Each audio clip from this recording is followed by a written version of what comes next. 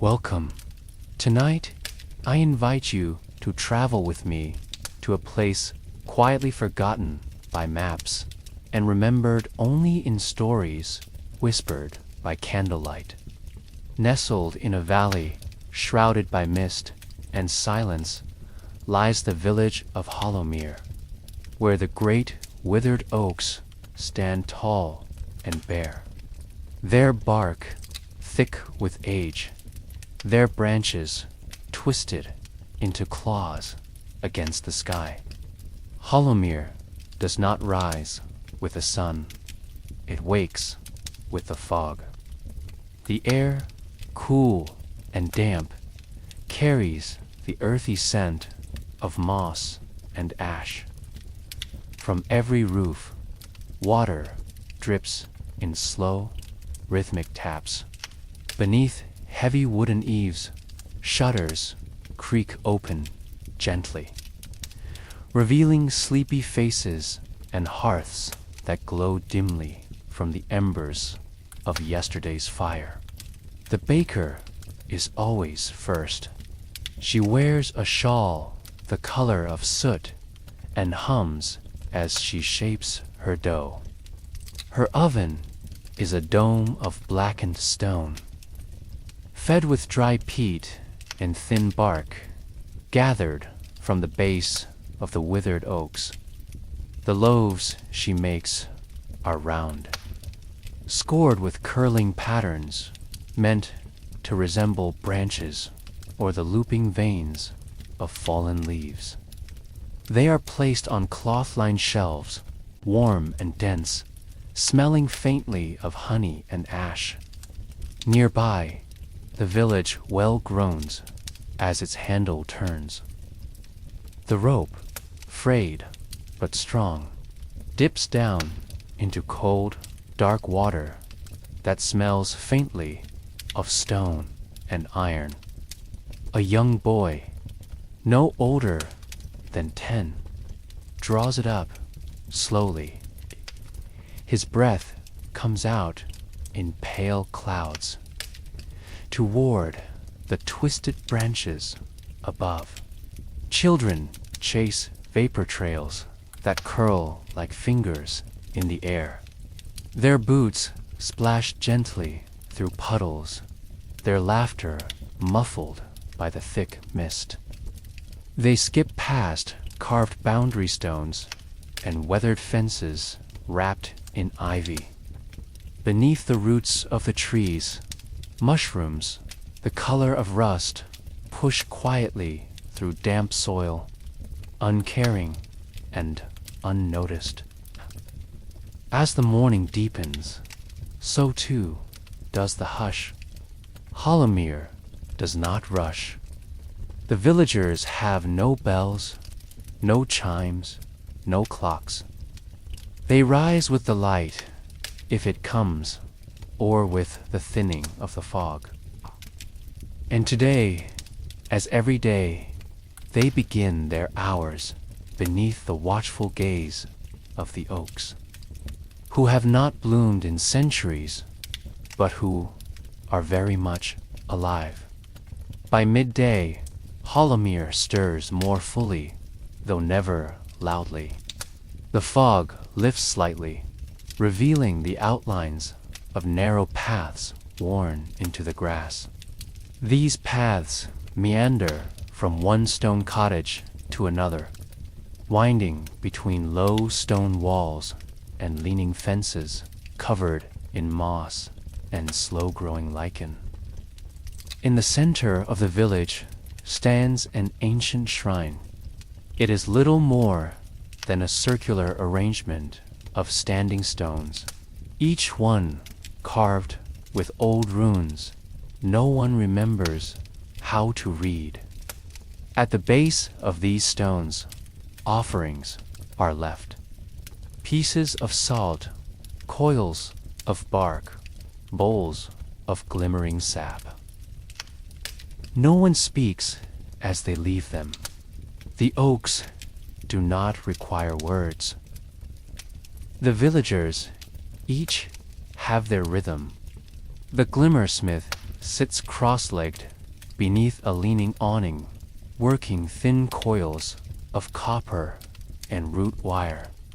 She binds them together with thumb and hook, creating lantern charms that glow with a soft inner warmth. Not from fire, not from oil, but from the memory of light. Or so they say. When she is done, she ties them to long, drooping branches where they sway and blink like distant stars. Near the marsh edge, the moss-bicker crouches. She moves slowly, trimming tufts with careful, deliberate motions. The marsh sings a quiet song of bubbling water and distant birds. Her hands, though worn and wrinkled, are steady. The moss she gathers is used for insulation, for healing poultices, and sometimes for the tea they drink when the nights grow too long. Elsewhere, an old man repairs the hinges of a garden gate, his tools wrapped in linen to keep them dry. A girl pulls laundry from a line, folding it into neat stacks. A mother grinds seed and dried mushroom into flour with a stone wheel that has seen 3 generations. A shepherd ties soft bells to the necks of goats and leads them to the edge of the woods, careful not to let them wander beneath the shadow of the oldest oak. Midday meals are taken in silence or shared in low voices. Root stew, smoked fish, flat bread dotted with herbs. The food is simple but warm. It is served on stoneware, passed down, each bowl with a notch or crack, a mark of time. The children eat beside the elders, and the elders eat slowly, their eyes half closed in thought. The air remains still, heavy with the scent of damp soil and faint smoke. Every movement is deliberate, every action part of an old rhythm, one that does not rush because there is no need to rush. Time bends gently in Hollowmere. When the light begins to dim, not all at once, but slowly, like a tide pulling back, Hollowmere prepares for the coming of even light. This is not evening as we know it. In Hollowmere, even light is a time of ritual, a hush that settles over the roofs and gardens and hearts. The lanterns are not lit with flame or spark. Instead, each is placed within a hollow in the roots of the withered oaks. As the roots are touched, the lanterns begin to glow, not with brightness, but with warmth. A slow, pulsing light, amber and steady. Some say the trees remember fire and lend it gently when asked. Children gather in a circle near the hearthstone of the village center. It is a place of gathering, worn smooth by feet and seasons. Elder Lena, the oldest among them, settles into a low chair carved with curling vines. Her voice is a whisper, more breath than sound. But the children lean in. She tells stories passed down from before Hollowmere was Hollowmere. Tales of the night tree, a great oak that once grew so wide it swallowed the moon and taught the stars to dream. There is no applause when she finishes, only silence. Then, one by one, the children place small wooden carvings at her feet. a fox, a bird, a leaf, a simple thanks. Dinner is served. A thick stew made with wild mushrooms, root vegetables, and sweet black garlic.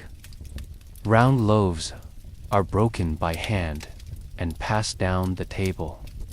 A sharp cheese, wrapped in ivy leaves and stored in stone jars, is offered in small slices.